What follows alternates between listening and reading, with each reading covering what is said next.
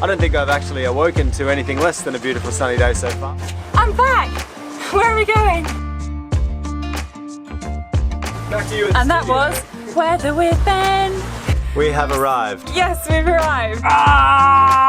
That's not what I said. Rhymes with fork. You nearly earned the title First Mate Spewy aboard the SS Vomit Comet. Vomit Comet. Welcome to our self-inflicted adventure. What seems like a lifetime ago, we left Australia intending to sail our way around the world. It's been a roller coaster since then, and while the plan has changed many times, we've been laughing our way through and learnt a new lesson for every step of the way. And between us, the real adventure has only just begun.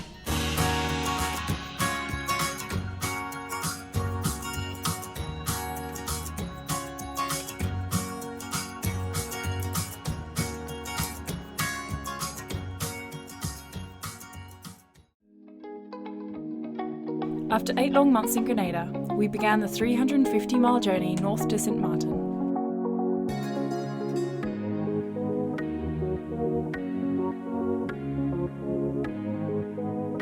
And go, out there, far away, all the way. St Maarten or bust! After a rip-roaring first night, we had made great progress in the first 24 hours, managing to cover almost 140 miles as we passed into the lee of Dominica. With some 200 miles left to go and spectacular sailing conditions, we were in no hurry to arrive.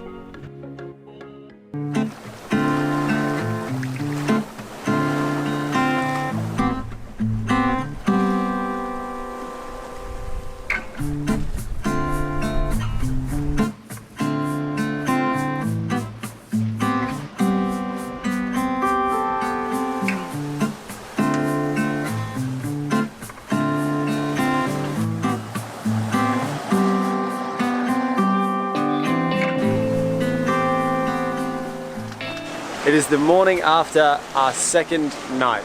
I suppose you could say that makes it day 3. In actual fact, day 3 would, or day 2 will end at lunchtime when we departed on Monday. It's been a lovely, lovely night. We had to pop the motor on for about an hour because we got completely becalmed in the lee of Guadeloupe, and we didn't want to give away too much easting before today, because we hope the wind is going to swing around to the north and have a nice beam reach all the way over to St Maarten. I've got Montserrat on the port side, Antigua on the starboard. We have 15 knots on a beam and 1 reef in for conservatism, otherwise a full canvas. It's quite a sunny day behind me, as you can see. I don't think I've actually awoken to anything less than a beautiful sunny day so far. We've really picked, with the exception of that first night that was you know, just a 27-30 knot beat kind of non-stop, it's just been glorious, glorious.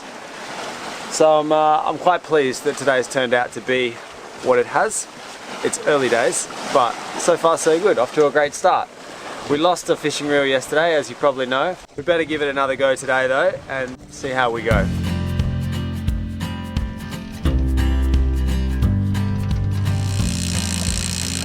What's going on?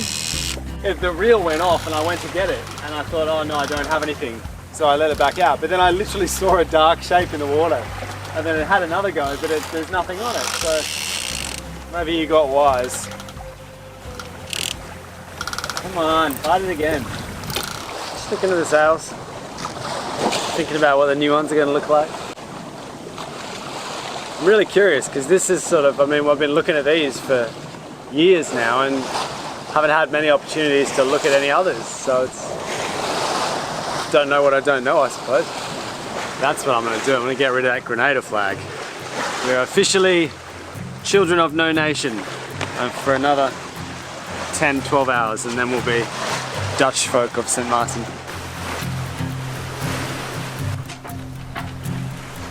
It did not age well, I will say that. Seen better days.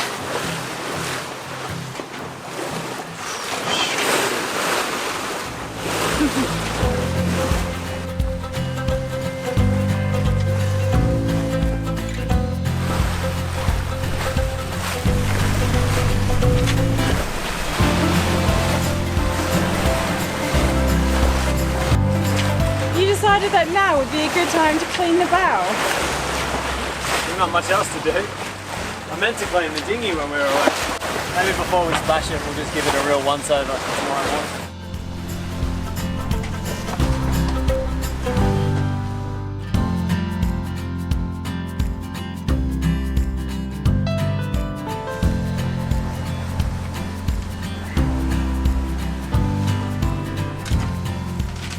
I do believe that wind has swung the way we hoped it would. And so we can carry this again. And I now feel like we're fleeing from all of that.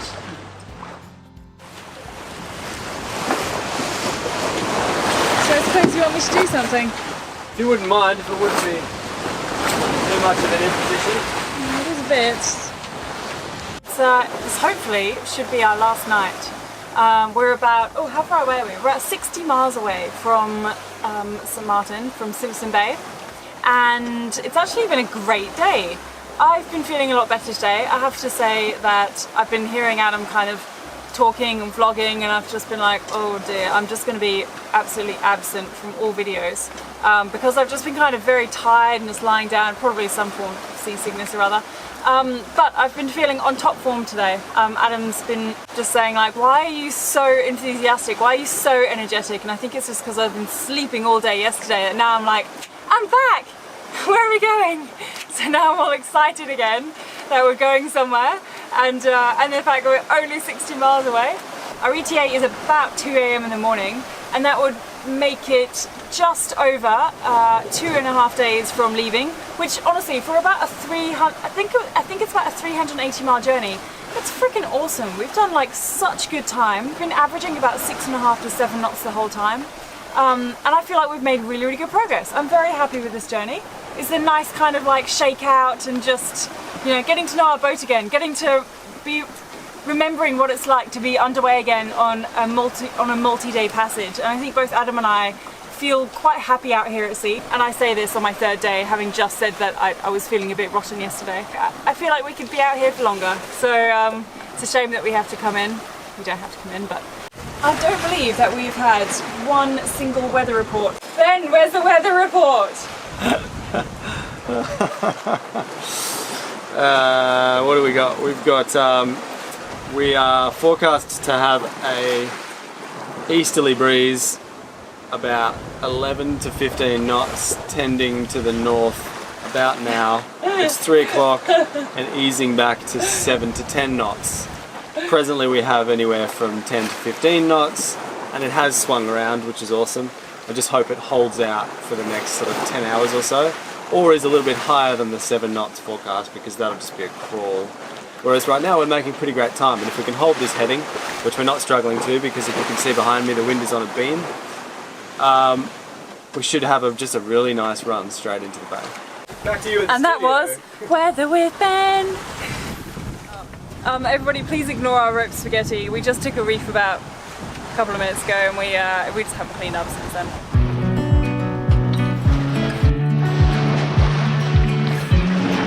Hey beautiful! Hello! Hey gorgeous! Come and say hi. Okay, never mind. Good chat. Bye. I would go faster if I could.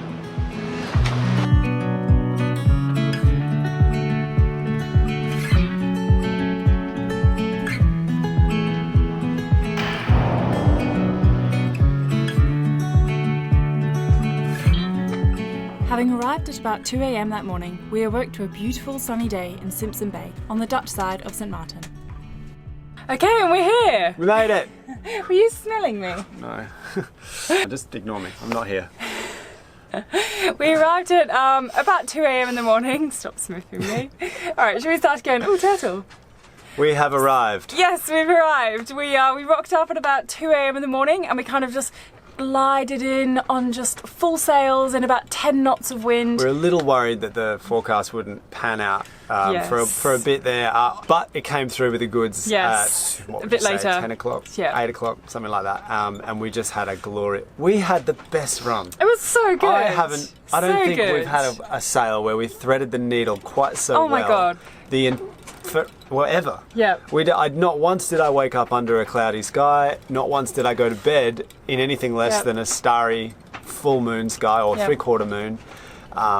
The only downside, and honestly, it was kind of fun in hindsight, was the first night was just a pretty savage beat into some medium seas. I think it was about 28 knots sustained winds and like kind of gusting up to the 30s and going down to 25s or so. So that was a little bit exciting the first night, and Great definitely way a bit to of a shake out the cobwebs. yeah, an induction of fire, exactly. So yeah, we that was our first night. We survived that one. Casualties. Do we have any casualties? We did, yeah, we did. Yes. On the first night, that night, we were taking a third reef, and should we go up the front and I'll okay, explain? yeah, sure. Because it's two casualties really. oh yeah, that's true actually, yeah. Okay, so first casualty. First casualty. Adam comes up here to take a reef, like the gentleman that he is. He went up here at night time. So this is to tuck in the third reef, mind you, and it's sort of like we're hammering into this sort of, what would you say was the sea? Maybe 10 foot? yeah. Came hooked on the jack lines, which sort of run through here usually. Came scurrying up here and sort of parked myself here, and initially, so this green line here is the third reef. It was just sort of hanging out here, and I would use this winch to do it. Not a self-tailing winch, and not really anywhere to put a winch handle. So I've come up here, frantically trying to wrap the winch, and there's water going over, and I'm sort of tucked in here like this. Got one foot there, and I'm hauling and tailing and trying to get this third reef sort of tucked in. And you know, when you're winching and not self-tailing rather, you need to occasionally readjust your tailing hand. So half a second, I just put the winch handle down here just to quickly adjust my tailing hand so I could put it back in. Gone, just gone. Water over the deck, winch handle, bang, bang, bish, bash, bosh, clunk, splash, gone. And I was like, ah! That's not what I said, but it did. Rhymes with four. Anyway, fortunately, Khiara slipped me another winch handle. We got it tucked away. And while he was up there, what else did he see? As I was like, Adam, can you just check on this? Oh, right. Forgot about that one. Yes, so as I'm up here, Khiara's sort of, you know, as I'm on my way back, she says, wait, something's wrong. The lazy jack bag has just fallen completely. And so there's like the spider web of the lazy jack lines is just hanging over, drifting off behind us. Still pretty brisk night, you know, water smashing over the front, it's blowing a gale, we're screaming at each other through the dodger, trying to hear what's going on. But essentially what's happened is there's a turning block up the mast, which then runs up and down to the lazy jack lines that then distribute themselves along the bag. I think it was a bowline actually, has just come loose. So all the lines that hold up the bag have gone in the drink, and the one that holds those lines up the mast has gone up the mast and is now stuck. Well, we ummed and ahed for a while about what to do because we were reefed third reef at this point. So there's, you know, 2/3 of a sail coiled up here, basically unsupported by a lazy jack bag. One of the issues with the center cockpit like this is that it's very hard to get sail ties around the reefed sail. So what we did, just to sort of make sure the sail doesn't end up in the drink as well, was I took the topping lift from the spinnaker pole and we ended up rigging it up to the lazy jack lines and hoisting it up. It didn't quite go as far up the mast as we'd hoped, but enough to achieve pretty much what you're looking at now. So someone, Khiara, needs to go up the stick at some point today and recover that line, and then I'll make an effort to splice the sheaves in so that doesn't happen again. Third casualty was our fishing lure, Princess Margaret. Gosh darn it. I think I was downstairs having my little snooze, and all I heard was this, and I was like, caught a fish! Actually, initially I was like, oh my god, something's wrong with the sails and everything's coming off the winch, oh my god. Ran up here and I was like, we caught a fish! And then suddenly reeled it in and was like, the lure's gone, it's taken it. It just chomped straight through the line, whatever it was. So I think we need to get some steel leader lines for that. I'll take you downstairs for the last casualty. So we woke up on the second day after our as mentioned, pretty hairy first night. Adam was upstairs on shift and I was down here sleeping, and Adam's like, what is that smell? I was like, oh, I think it's just some water that was stuck in the pipes of the sink was just kind of getting gargled around, was a little smelly. And so I was like, oh, it's just the sink, I think. And Adam's going, and just like sniffing his clothes, then going to me and sniffing that, and then just sniffing around the various areas. And I was just like, adds this to sink, don't worry about it. Like, it was a really kind of pungent, like, it was a kind of smell that you'd want to throw up to. Like, it was really, really gross. I was absolutely convinced that Khiara had vomited, done like a sneaky vomit in the sink and washed it all away and not told me, and it was just sort of like bobbing on the water level in the drain, and I was like, she's spewed and she's embarrassed and she's not telling me, and she's just cleaned it all away and be like, no, don't know what that smell is, I don't no idea. I had not done that in the slightest. Anyway, upon further investigation, and Adam's going through these cupboards which are like tossed and turned, he's just like, looks up here. This was our fourth casualty. A half a bottle of fish sauce has just gone flying out and just spread itself all throughout the kitchen. So that was our third casualty, and I'm really, really glad that he found that it was the fish sauce. We then put the lid back on and cleaned that up, and now thankfully our boat doesn't smell like vomit. That was a horrible, horrible casualty, that one. We almost earned ourselves the name the Vomit Comet, because we were doing 9 knots at the time, on again, off again. It was on the night that it was 27 knots or whatever, so we were screaming along, both not getting much sleep, and then this smell.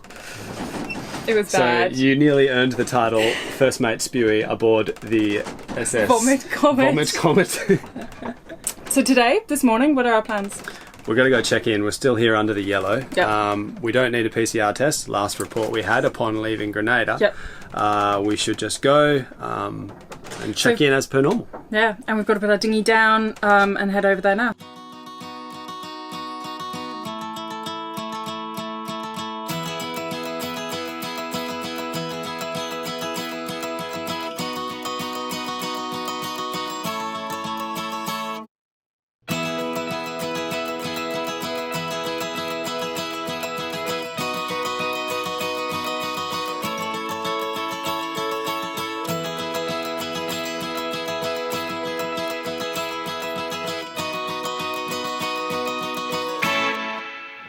Okay, hold on. We're all checked in. That was just such a good process. I was just... we rocked up there without the appropriate paperwork. Misunderstanding between 3 boats who also arrived while we were there, who all had the same misunderstanding. There's a bit of confusion about what you need to come in when you come from a low-risk country that doesn't need a PCR test. Anyway, so we are going to... Look, there is a McDonald's there, but we're not going to run and go to McDonald's straight away for an ice cream. But we are going to go and just get some nice food. And we will probably spend the rest of the day, I dare say, sleeping and perhaps eating just some nice, delicious food. Just one small shop. Carb loading. Maybe. We'll see you tomorrow.